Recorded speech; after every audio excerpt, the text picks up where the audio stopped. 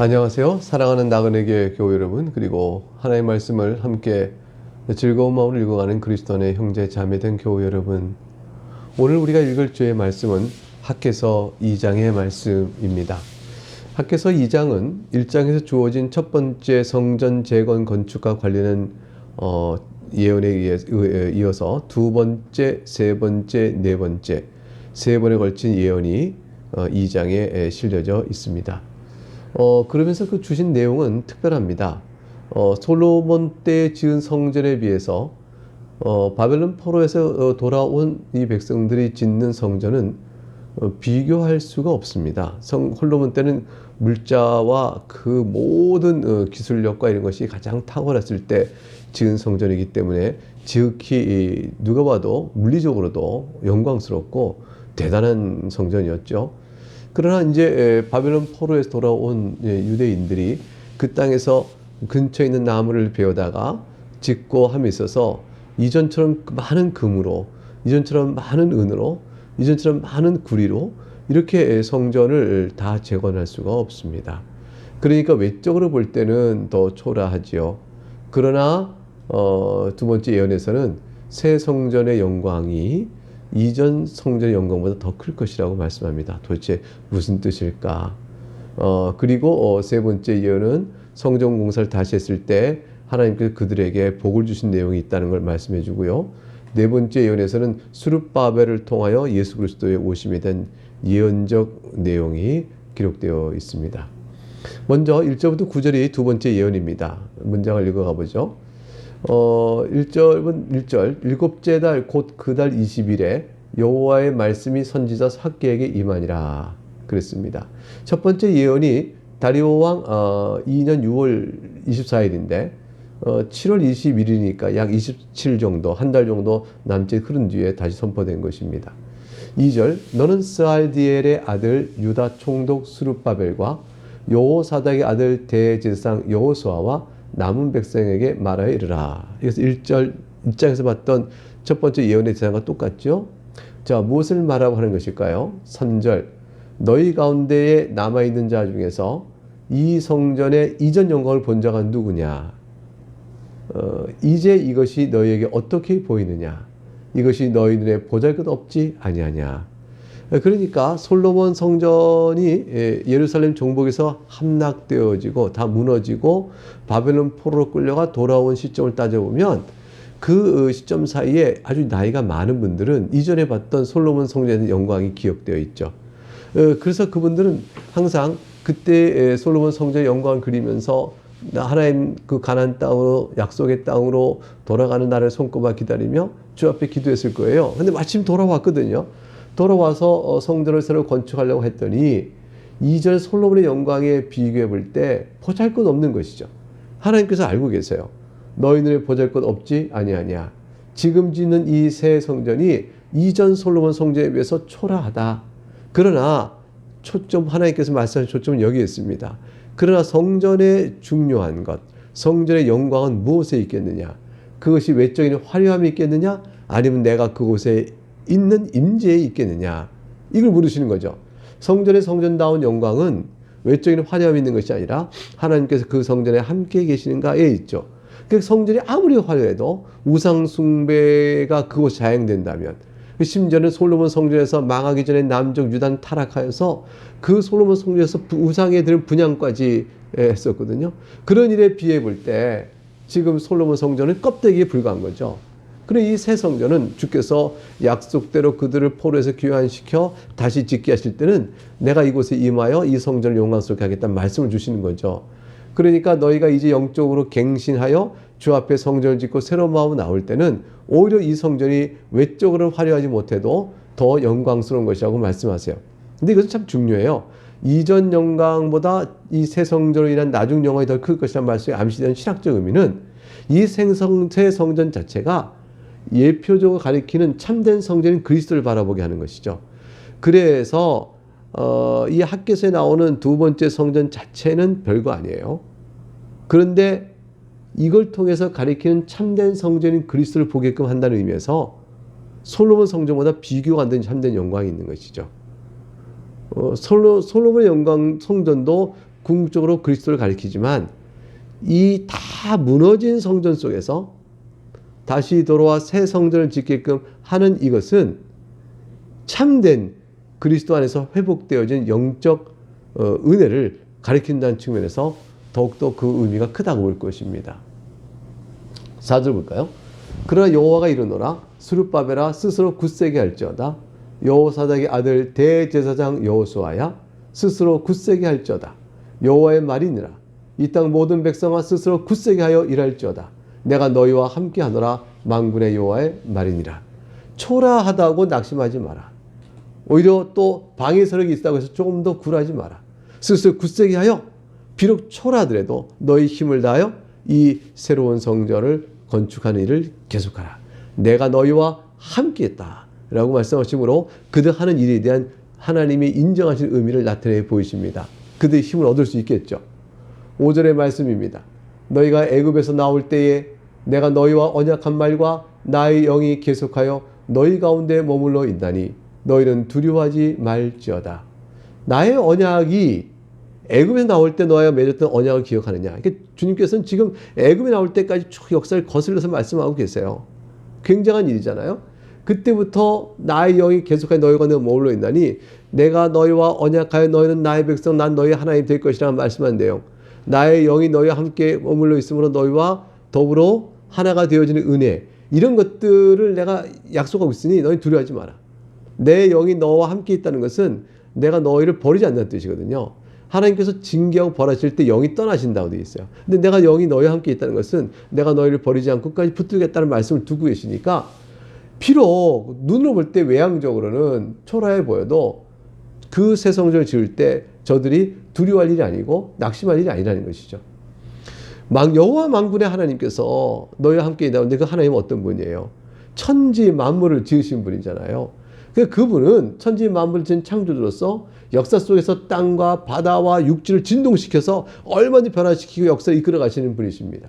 그분께서 내가 너희와 함께 있다고 약속해 주시니 얼마나 감사할까요? 6절과 7절에 가게 되면 이 성전의 영광이 어떤 것인가, 보기엔 초라해도 그 영광이 어떤 것인가를 설명해 줍니다. 만군의 여호와가 이와 같이 말하노라 조금 있으면 내가 하늘과 땅과 바다와 육지를 진동시킬 것이요 7절 또한 모든 나라를 진동시킬 것이며 모든 나라의 보배가 이르리니 내가 이 성전의 영광이 충만하게 하리라 만군의 여호와의 말이니라. 이 성전에 주께서 임하셔서 영광이 충만하겠다 하셨어요. 그러니까 하나님께서 이 성전에 나와 예배하고 기도하는 것을 기쁘게 받으시고 그들을 보호하시고 함께 있겠다 하실 때에 그 약속의 말씀이 있는 성전은 어느 것이라도 어느 것보다 더 영광스러운 거예요. 그러니까 우리가 이제 교회를 생각할 때도요. 교회가 비록 초라하고 세상 속에서 별거 아닌 것처럼 돼 있어도 그것에 하나님을 찾는 무리가 모여 있고 예배하고 그것에 엎드려 기도한다면 그러면 어떨까요? 그곳에서 하나님이 함께 계시는 영광이 드러나죠. 아무리 화려한 예배당이 있다 할지라도 그곳에서 하나님을 찾는 진정한 예배가 없다면 그 무슨 소용이 있겠어요? 결국 그와 마찬가지입니다. 이 성전을 새롭게 짓게 하심으로 하나님이 내가 이 성전의 내 영광이 충만함으로 그러므로 이 성전의 영광이 이전보다 더 솔로몬의 성전보다 클 것이라고 말씀할 때 주께서 새롭게 갱신된 영적 회복으로서의 이 성전 그것을 말씀한다 볼 수 있습니다. 8절 은도 내 것이요 금도 내 것이니라 만군의 여호와의 말이니라. 무슨 말일까요? 성전은 은과 금으로 따질 것이 아니라 하는 것이죠. 그거 다 내 것이니까 은과 금 때문에 내가 더 영광 받는 것도 아니라 내가 그 성전을 통하여 함께 임함으로 그 성전이 영원을 얻게 되는 것이라. 그 9절 이렇게 얘기하죠. 이 성전의 나중 영광이 이전 영광보다 크리라. 만군의 여호와의 말이니라. 내가 이곳에 평강을 주리라. 만군의 여호와의 말이니라. 사람이 보기에 첫 번째 솔로몬 성전에 비하여 초라한 새 성전의 나중 영광이 오히려 이전 영광보다 크다. 제2성전의 영광을 당장 말하지만 사실은 아까 말씀드린 것처럼 장차 그리스도께서 다시 오실 그 참된 성전에서의 그리스도를 바라보는 것이라고 말할 수 있겠습니다. 그러면 더 이 뜻이 확인해지는 것이죠. 사실은 이제 그 이스라엘이 바벨론의 포로로 끌려가면서 예루살렘 성전이 무너질 때 이미 성전 제사를 통한 하나님과 이스라엘 관계는 이제 끊어진 셈이에요. 그러니까 구약적 형태를 통해서 주 앞에 나오는 제사를 통한 하나님과 관계가 이미 끊어진 것 같다. 그게 나중에 이제 제2성전이 세워지고 나중에 이거를 더 개조해 더 세워서 헤롯 대왕이 성전을 크게 세웁니다. 예수님 당시에 그때 짓고 있던 성전이 큰 게 있었죠. 그것은 다 이제 유명무실해졌어요. 왜냐하면 그 바벨론 포로로 돌아온 뒤에 만들어진 제2성전에서 예배 제사드리는 일이 계속되어 가지만 이내 곧 그 사이에 계속 이 성전이 더럽혀집니다.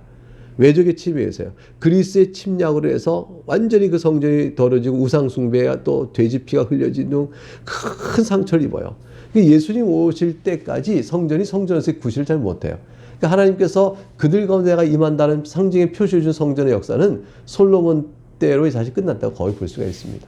이 새 성전은 뭐냐면 오히려 참된 성전인 그리스도가 오심으로 이루어질 것에 대한 그림자로서 하나 일정 시간 동안 세워지고 기능하는 것이라고 볼 수가 있습니다.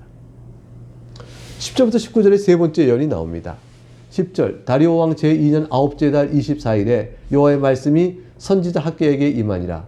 이르시되 만군의 여호와가 말하노니 너는 제사장에게 율법에 대하여 물어 이르기를 사람이 옷자락에 거룩한 고기를 쌌는데 그 옷자락이 만일 떡이나 국에나 포도주에나 기름에나 다른 음식물에 닿았으면 그것이 성물이 되겠느냐 하라.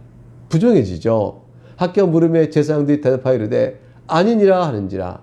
학개가 이르되 시체를 만져서 부정하여진 자가 만일 그것들 가운데 하나를 만지면 그것이 부정하겠느냐 하니 제사장들이 대답하여 이르되 부정하리라 하더라.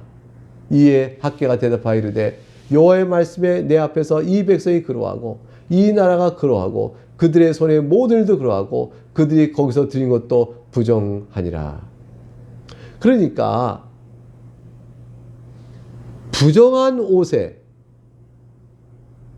성물이 될 수 없는 것, 타락하여 그런 일로서 하나님께 예배드릴 수 없는 일들이 과거의 형편이었던 거예요.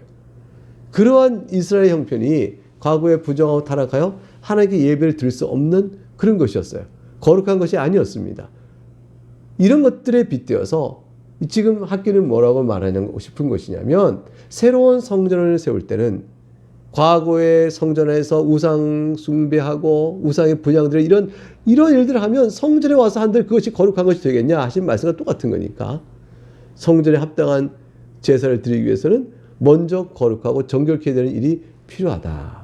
그것을 먼저 새롭게 해야 될 것이다. 새롭게 하는 일을 성전을 새롭게 짓는 일과 비교해서 축복으로 주시겠다고 말씀하시는 겁니다. 15절 이제 원하건대 너희는 오늘부터 이전 곧 여호와의 전에 돌이 돌 위에 놓이지 않았던 때를 기억하라. 성전이 다 무너졌을 때 얘기하는 거죠. 바벨론의 포로로 끌려가면서 그 16절 그때는 20고루 곡식더미에 이른즉 10고루뿐이고 포도즙 틀에 50고루를 길러 이른즉 20고루뿐이었느니라. 그러니까 이게 주어진 것보다 생산에 얻는 것이 더 적었으니까 더 고통스러운 것이죠. 17절 만군의 여호와가 말하노라 내가 너희 손으로 지은 모든 일에 곡식을 마르게 하는 재앙과 깐부기 재앙과 우박으로 쳤으나 너희가 내게로 돌이키지 아니하느니라. 그때 하나님께 징계하셔도 징계 깨닫고 돌아오지도 못했었습니다. 18절 너희는 오늘 이 절을 기억하라. 아홉째 달 24일 곧 여호와의 성전지를 쌓던 날부터 기억하보라. 곡식 종자가 아직도 창고에 있느냐? 포도나무, 무화과나무, 성령나무, 감론나무의 열매가 맺지 못하였느니라. 결실을 보지 못했죠. 그러나 이게 초점입니다. 이제 새 성전은 너희에게 오늘부터 내가 너에게 복을 줄 것이라. 이렇게 말씀하셨어요. 결국 그러므로 인해서 새 성전 짓는 자에게 주시는 복은 이제 부정한 것을 예배하지 않고 올바로 거룩한 것을 예배하는 참된 예배 정신의 회복. 그걸 통해 성전을 새로 짓고 나오도록 하시는 은혜를 베푸시겠다. 그런 자에게 주님께서 축복의 복을 주시겠다. 이렇게 말씀하고 있는 내용이라 볼 것입니다. 결국 성전을 열심히 재건하게 힘을 다시 쓸 것을 격려하신 말씀이죠. 이제 마지막 네 번째 예언이 20절 23절까지 이어집니다. 이 내용을 보죠. 여긴 좀 신비로운 말씀의 내용이 있습니다. 그달 24일에 여호와의 말씀이 다시 학개에 임하니라. 이르시되 너는 유다 총독 스룹바벨에게 말하여 이르라. 내가 하늘과 땅을 진동시킬 것이요 여러 왕국들의 보좌를 엎을 것이요 여러 나라의 세력을 멸할 것이요 그 병거들과 그 탄자들 엎드러 뜨리니 말과 그 탄자가 각각 그의 동료의 칼에 엎드러지니라. 스룹바벨에게 뭘 예언하셨냐면 유다 총독 열방이 다 망할 것이라고 해요. 열방이 다 무너질 것이라고 말씀하고 있는 내용을 주고 있습니다. 아니, 이 강력한 열방이 왜 이렇게 무너진다는 것일까? 이것은 실제로 스룹바벨의 시대에는요, 페르시아, 바사 왕국이죠. 성경적 표현은. 페르시아 왕국이 이제 분열돼요. 이제 막 그 싸움, 내분의 권력 다툼이 일어져요. 고레스 왕 뒤에 세웠던 왕이 무너지고 다리오 1세가 등장하는 과정 속에서 심각한 권력 다툼이 있게 되어집니다. 그러니까 페르시아의 정복하에 있었던 작은 여러 나라들이 다시 일어나는 거예요. 다시 독립하겠다고. 그러면서 간단히 싸움이 막 벌어지게 되죠. 반란과 제압, 정복과 정권 탈취 등등등 서로 물고 무는 전쟁이 있게 되어서 오늘의 적이 내일의 아군이 되고 오늘의 아군이 내일의 적이 되어집니다. 그래서 이 12절 맨 끝에 말과 그 탄자가 각각 그 동료의 칼에 넘어 엎드려지라 했으니 서로 우정으로 함께 있던 자가 서로를 치게 되는 일들이 벌어지는 것이죠. 이런 상황을 들어서 지금 스룹바벨에게 말하고 있는데 이 상황의 궁극적인 성취는 종말에 있을 때 하나님 나라를 대적하는 원수가 다 괴멸되는 것을 말하고 있다. 성경학자는 그렇게 풀어가죠. 23절 그래서 만군의 여호와가 말하노라 스알디엘의 아들 내 종 스룹바벨아 여호와가 말하노라 그날에 내가 너를 세우고 너를 인장으로 삼으리니 이는 내가 너를 택하였음이니라 만군의 여호와의 말이니라 하시니라 그랬어요. 스룹바벨 유다 총독 이 자에게 내 종 스룹바벨아 이렇게 내 종을 붙었죠. 이것은 참 특별한 표현이에요. 왜냐하면 그 뒤에 내가 너를 세우고 너를 인장으로 삼으리니 주의 이름이 새겨진 인장으로 스룹바벨을 삼겠다는 것은 여호와의 얼굴이 바로 그분에게 있다는 뜻이죠. 그러면 그 인장을 이름이 새겨진 인장과 그 인장의 이름인 주인과는 하나로 취급되는 거죠. 더 동일해요. 이게 스룹바벨을 들어서 내가 너와 동일하겠다. 네가 내 얼굴을 대신할 것이라. 네가 내 이름을 대신할 것이라. 어마어마한 복을 약속하고 있는 거죠. 이건 사람이 받을 복이 아니에요. 이 스룹바벨을 통하여 하나님께서는 오실 메시아를 가리키고 있는 것이죠. 그래서 내 종 스룹바벨아 종이라는 말을 씁니다. 이사야 42장, 49장, 50장, 52장 등에 볼 때 내가 사랑하는 종, 내가 붙드는 종, 내 택한 자를 보라 이런 표현이 나오거든요. 이 표현 그대로 내 종 스룹바벨 내가 너를 세우고 너를 인장을 삼으리라 이렇게 표현된 것은 하나님의 특별한 선택을 의미하잖아요. 이 선택이 이사야에서 메시아에게 주어진 선택이거든요. 그러니까 스룹바벨의 이 말은 메시아를 가리키는 예표적인 성격으로 말씀하고 있는 것이다 하고 알 수가 있습니다. 그래서 스룹바벨이 성전을 재건하는 사명에 그걸 받고 있는 총독으로서 중차된 사명을 갖고 있지만 그걸 넘어서 성전의 참된 성전의 재건인 메시아 오심 그분을 나타내 보이는 예표로서 스룹바벨 이런 관계가 성립되도록 오늘 말씀이 주어지고 있는 신비로운 말씀입니다. 인장으로 삼는 것은 아까 말씀드린 것처럼 소유권자의 이름이 새겨져 있는 인장이죠. 자신의 이름을 그곳에 두고 내가 너를 나의 인장으로 삼는다는 것은 네가 바로 나니라 이렇게 말씀하는 것 같아요. 그래서 궁극적으로 이제 스룹바벨은 다윗의 후손이거든요. 다윗의 가문에 나셔서 하나님의 백성의 통치자요 참 성전이신 예수 그리스도의 구속 사역을 미리 나타내 보이는 예표적 역할을 스룹바벨이 지금 하고 있는 것으로 하나님께서 이 학개서 2장 23절에 말씀하고 있다 볼 것입니다. 하나님께서는 이게 성전 이후에 선지자를 통해 성전 재건의 명령을 주신 그때도 참된 성전인 예수 그리스도에 대한 암시와 그 의미를 다 그걸 통해서 나타내 보이고 있습니다. 이 말씀이 여러분 모두에게 힘이 되어지고 그 말씀이 과연 때가 되면 이루어져서 성자 하나님께서 사람으로 오셔서 오늘 우리에게 주신 구원의 모든 일을 이루셨다는 생각을 할 때 얼마나 감사한지 모르겠습니다. 이 말씀을 힘을 얻어 주 앞에 살아가는 여러분 될 수 있기를 주의 이름으로 축복하겠습니다. 네, 감사합니다.